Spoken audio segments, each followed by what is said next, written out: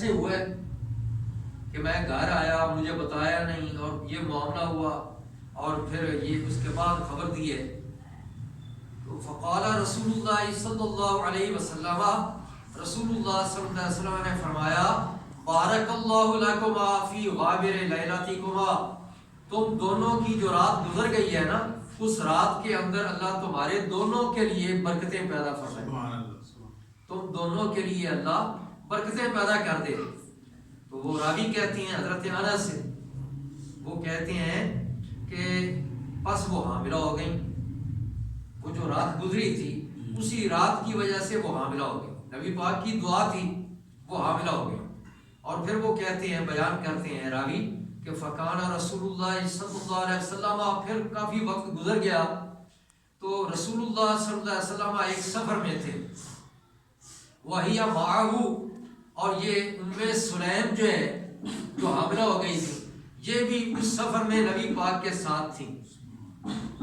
اور وکانہ رسول اللہ صلی اللہ علیہ وسلم اذا اتى المدینہ من سفر، جب نبی پاک صلی اللہ علیہ وسلم مدینہ تشریف لاتے نا کسی سفر سے واپس مدینہ پاک، تو آپ وہاں پہ وہ نہ ٹھہرتے، فَدَنَوْا مِنَ الْمَدِینَةِ، وہاں مدینہ کے اندر نہیں جاتے تھے، بس وہ قریبی مدینہ کے آپ ٹھہر جاتے اور آپ بھی مدینہ کے قریب ہی تھے. فَضَرَبَ الْمَخَاضُ، تو وہ جو ام سلیم تھی ان کو درد ذہن، بچہ کے پیدا ہونے نے درد جو ہے وہ پیدا ہوا. تو اب حضرت ابو طلحہ جو ہیں ان کو وہاں پہ رکنا پڑا، اور نبی پاک اللہ کے رسول صلی اللہ علیہ وسلم وہ مدینہ وہ تشریف لے گئے، مدینہ پاک میں چلے گئے. اب یہ تو معاملہ ایسے تھا کہ یہ نہیں جا سکتی تھی. قال یقول ابو طلحہ، اب حضرت ابو طلحہ وہ یہ کہنے لگے کہ بے شک تجھے علم ہے اے میرے رب، اللہ پاک کی بارگاہ میں کہتے ہیں حضرت ابو طلحہ، بے شک تو جانتا ہے اے میرے رب. کیا بات؟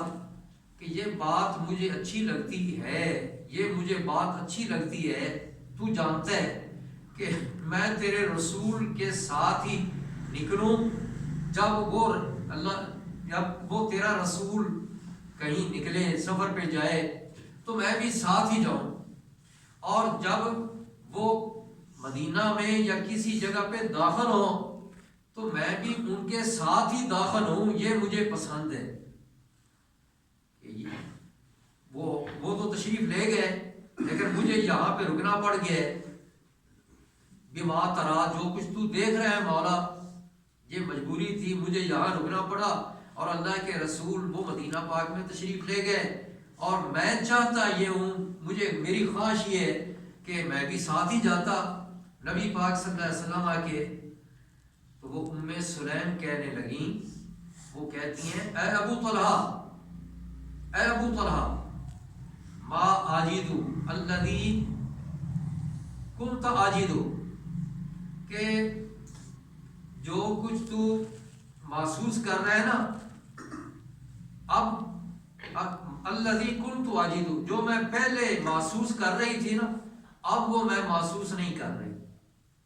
وہ جو درد ہو رہا تھا جس کی وجہ سے ابو طلحہ کو رکنا پڑا، تو جب رب کی بارگاہ میں انہوں نے یہ عرض کی کہ مولا میں تو یہ پسند کرتا ہوں کہ رسول اللہ کہیں جائیں تو میں بھی ساتھ جاؤں، اور جب واپس کی تشریف لائیں تو میں بھی ساتھ ہی واپس آؤں، تو اب یہ تو مجھے یہاں پہ رکنا پڑ گیا ہے. تو وہ کہتی ہیں حضرت ام سلیم کہتی ہیں کہ میں اب وہ محسوس درد نہیں کر رہی کہ جو پہلے مجھے محسوس ہو رہا تھا. انطلق، آپ چلیں، آپ بھی چلیں. تو فانطلقنا، ہم چل پڑے. حضرت ابو طلحہ فرماتے ہیں کہ ہم چل پڑے. وہ دعا تھی نا نبی پاک نے دے دی تھی تو اس کی برکت تھی، تو چل پڑے. وہ فرماتے ہیں کہ جب وہاں